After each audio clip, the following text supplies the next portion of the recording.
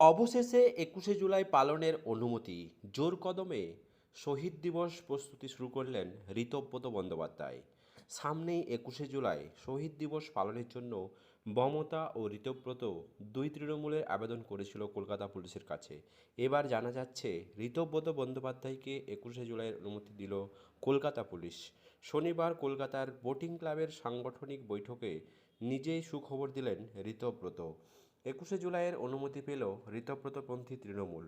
প্রায় ৩ দশকেরও বেশি সময় ধরে ২১শে জুলাইয়ের প্রধানমন্ত্রী ছিলেন মমতা বন্দ্যোপাধ্যায়। তবে এদিন মঞ্চ থেকে সাংবাদিকদের উদ্দেশ্যে ঋতব্রত জানান, আপাতত আমাদের প্রথম লক্ষ্য হবে ২১শে জুলাইয়ের শহীদ দিবস পালন করা। সেই ধর্মতলা জওহরলাল নেহেরু রোডের গান্ধী মূর্তির নিচেই কর্মসূচির জন্য প্রস্তুতির কাজ শুরু হয়ে গেছে ইতিমধ্যেই। এই বছরের ২১শে জুলাইকে শুধুমাত্র শহীদ স্মরণের সীমিত রাখা যাবে না, বরং সাংগঠনিক শক্তি থেকে জনসমর্থনের পরীক্ষা হিসাবে ধরা হবে। আগত ৩০ বছর ধরে এদিনের অনুষ্ঠানের প্রধান নেত্রী ছিলেন মমতা বন্দ্যোপাধ্যায়। তবে বাংলার রাজনীতির সমীকরণ বদলেছে। একদিকে পুলিশ সূত্রে যেমন জানা যাচ্ছে, ঋতব্রত তৃণমূলে অনুমতি পেয়ে গিয়েছে।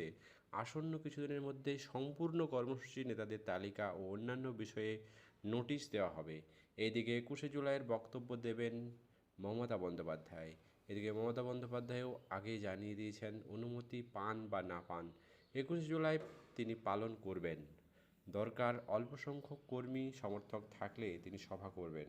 সেই উদ্দেশ্যে পুরনো জায়গা বা ভিক্টোরিয়া হাউসের সামনে মাপঝোপ করতে দেখা গিয়েছিল কুণাল ঘোষ সহ বেশ কয়েকজনকে, কিন্তু তাদের বিরুদ্ধে হেয়ার স্ট্রিট থানায় এফআইআর হয়।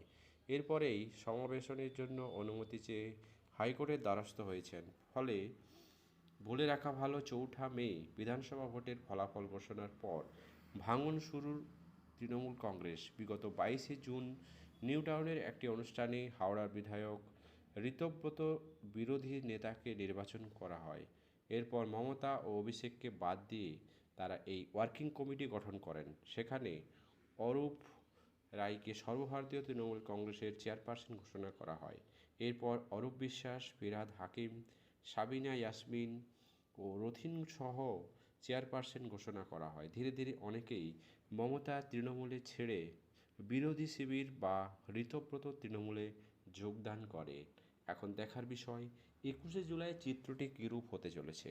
মমতাপন্থী না ঋতব্রতপন্থী, কোন দিকে মানুষের বিশ্বাস তা সময় বলবে। অবশ্যই আপনার মতামত কমেন্ট বক্সে জানাতে ভুলবেন না। চ্যানেলে নতুন হলে সাবস্ক্রাইব